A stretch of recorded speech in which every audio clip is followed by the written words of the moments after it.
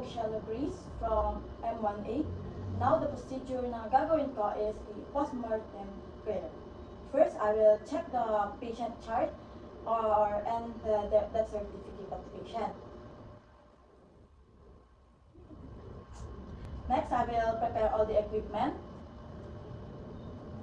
Next, i-ask ko yung permission ng family and i-explain ko sa kanila yung gagawin ko para ma-reduce yung anxiety nila. Then, I will put warm water na to the basin. Next is hand hygiene and wear PPE.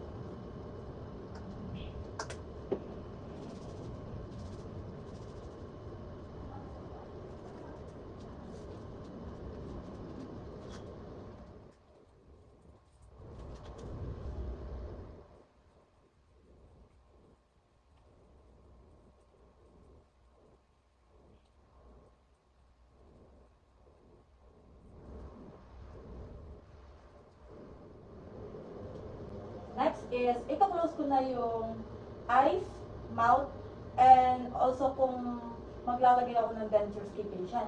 But first, ito-close ko muna yung eyes niya and yung mouth niya.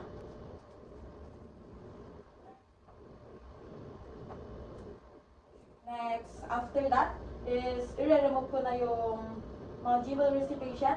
Then, ibibigay ko na sa family niya and or yung relatives niya na present yan.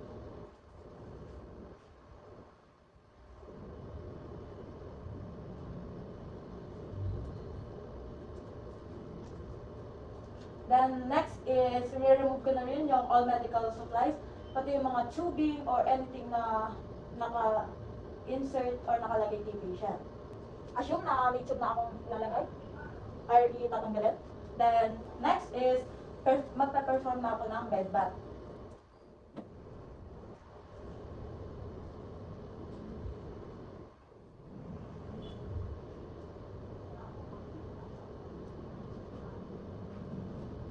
Then, after ko mag-bed bath, magpuput na ako ng cotton balls sa eyes ni patient, sa nerves, and sa outer ear.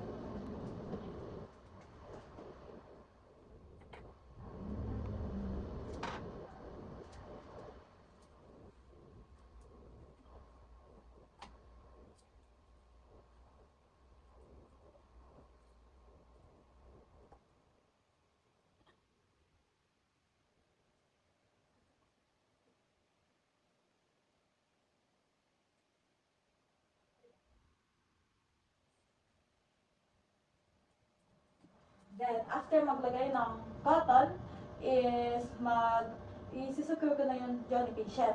Yung gagawin ko is, parang may itatali ako sa kanya para hindi lumawlaw yung John niya.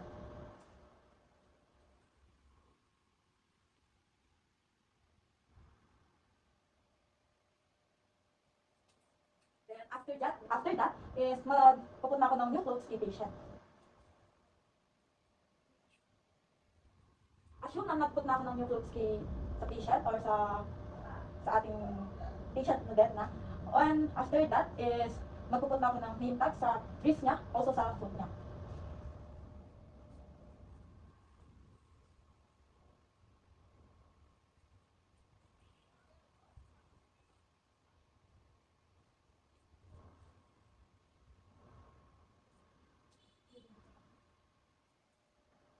Then, after that, i-cover ko na si patient using with shroud.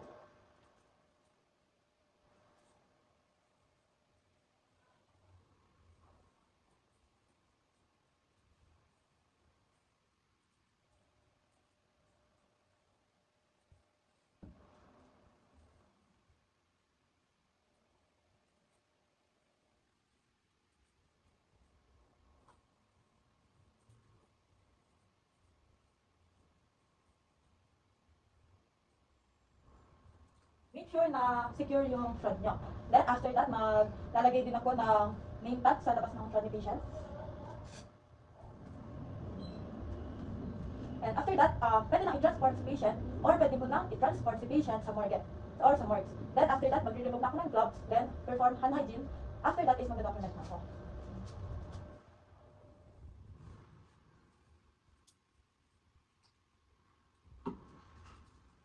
Then, after ko